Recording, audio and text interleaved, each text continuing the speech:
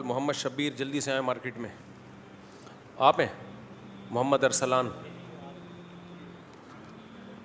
آپ ہیں؟ ماشاء اللہ. بیٹھیں بیٹھیں بیٹھیں. دلہن کا نام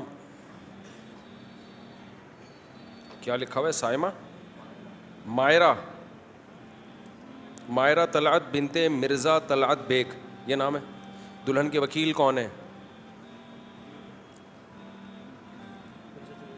مرزا جنید بیگ. کہاں ہیں بھائی؟ کہاں ہیں؟ اور مہر؟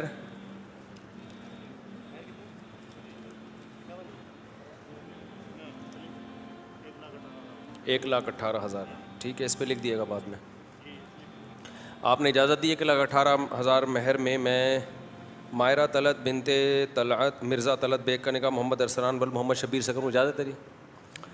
الحمد للہ نحمده ونستعینه ونستغفره ونؤمن به ونتوکل علیہ ونعوذ باللہ من شرور انفسنا ومن سیئات اعمالنا من يهده الله فلا مضل له ومن يضلله فلا هادي له ونشهد ان لا اله الا الله وحده لا شريك له ونشهد ان سيدنا وحبيبنا وشفيعنا وسندنا محمدا عبده ورسوله صلی اللہ تعالی علیہ وعلی آلہ واصحابہ وبارک وسلم تسلیما کثیرا کثیرا. اما بعد فاعوذ باللہ من الشیطان الرجیم. بسم اللہ الرحمن الرحیم.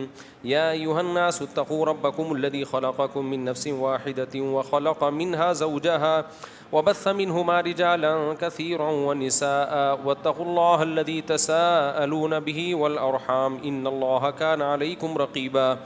وقال تعالى يا أيها الذين آمنوا اتقوا الله وقولوا قولا سديدا يصلح لكم أعمالكم ويغفر لكم ذنوبكم ومن يطع الله ورسوله فقد فاز فوزا عظيما. وقال النبي صلى الله عليه وسلم النكاح من سنتي وقال فمن رغب عن سنتي فليس مني. وقال النبي صلى الله عليه وسلم تزوجوا الودود الولود فإني مباهي بكم الأمم. وقال النبي صلى الله عليه وسلم تزوجوا ولا تكونوا كرهبان النصارى. جناب محمد ارسلان ول محمد شبیر, میں نے آپ کا نکاح 1,18,000 مہر میں مائرہ طلعت بنت مرزا طلعت بیگ سے کیا. آپ نے اس نکاح کو قبول کیا؟ زور سے دونوں سب. جزاک اللہ. اچھا, 2 نکاح ہیں. افسر فراز ولد ندیم احمد نظامی آپ ہیں. دلہن کا نام ہے جی ارینا غوری. ارینا غوری بنت محمد عمران اور مہر 30,000. ان کے وکیل کون ہیں دلہن کے؟ آپ نے اجازت دی کہ میں ارینا غوری بنت محمد عمران کا نکاح 30,000 مہر میں افسر فراز ولد ندیم احمد نظامی سے کروں. اجازت ہے؟ عبدالرزاق صاحب کون ہیں؟ آپ نے اجازت دی.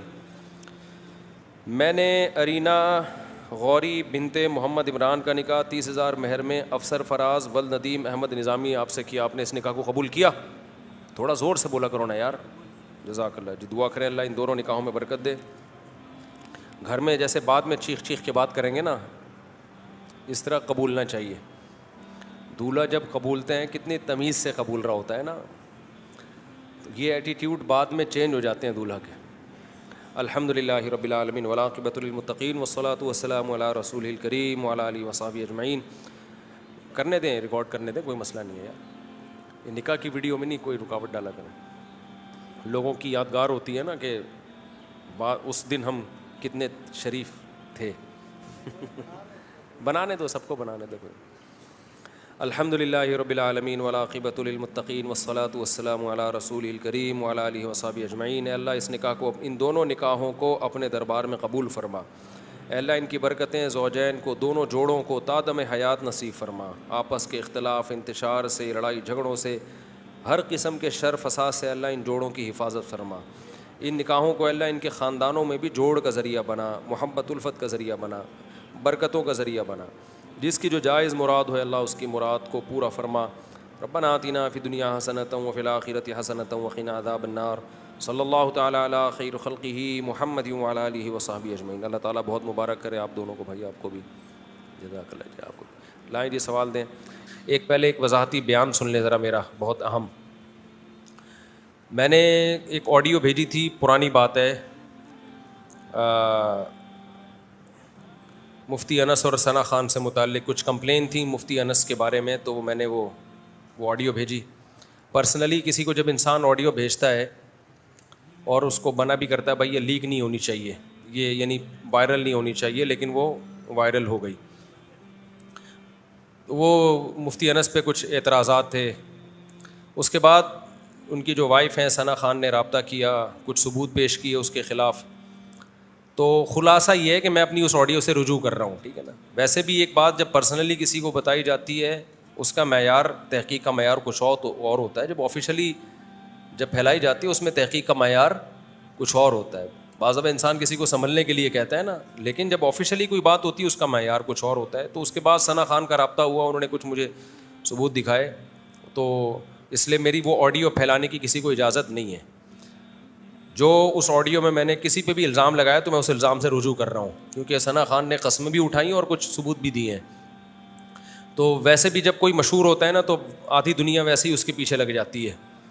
تو ایسا ہی معلوم ہوتا ہے کہ شاید کچھ لوگوں کو ذاتی طور پر ان سے وہ ہو اور ان کے پیچھے ہاتھ دھو کے پڑ گئے ہوں.